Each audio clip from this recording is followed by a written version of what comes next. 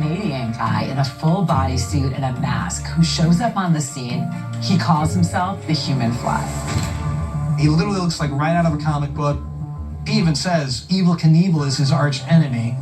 Well, no one really even knew his identity. Right out of the gate, he decides to out Evel. I was mysterious, he was theatrical. No one really even knew his identity. Right out of the gate, he decides to out Evel with his own stunt. He's going to ride an airplane about 300 miles an hour on top of the plane. In order to pull this off, they're going to strap him to this metal pole on top of the plane, and they have to run this by the FAA. The FAA hears this harebrained scheme, and their one bit is wear a helmet. 300 miles per hour, up in the air. What's a helmet going to do if anything goes wrong? On June 19th, 1976, he boards his flight. A passenger of one.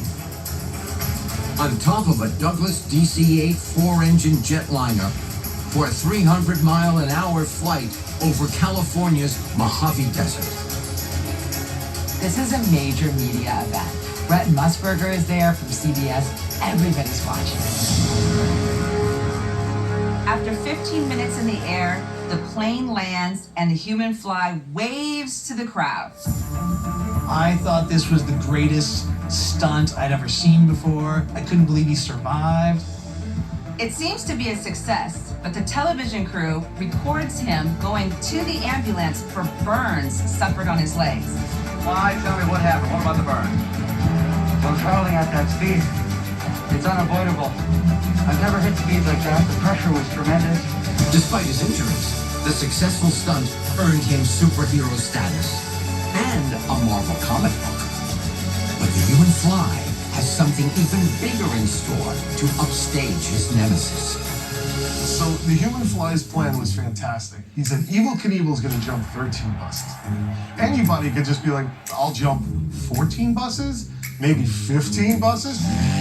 The Human Fly says that he's going to go for 27 buses. You think that somebody in his crew would be like, hey, Human Fly, like maybe, you don't have to really do that.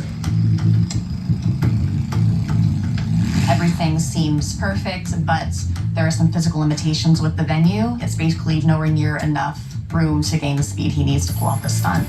So his motorcycle engineer comes up with the idea to build him a rocket-powered motorcycle. He replaces the motorcycle's engine with two 1,500-pound thrust hydrogen peroxide rockets. There's no laps, no getting up to speed. They just place the Harley at the bottom of the ramp. The Fly gets on, presses the button, holds on tight, and prays.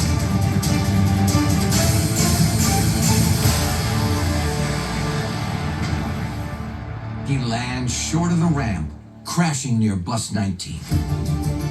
He breaks Evel's record, but he also pays the price. He's carried off on a stretcher with serious injuries. Here's the crazy part. He's never heard from ever again. As a kid, I didn't think much of it when he disappeared. I guess I just didn't realize it until it was too late. And I was like, hey, what happened to the Human Fly? No one has ever seen the Human Fly since that day. That was it. I mean, talk about going out with a blaze of glory. Just like Daredevil's on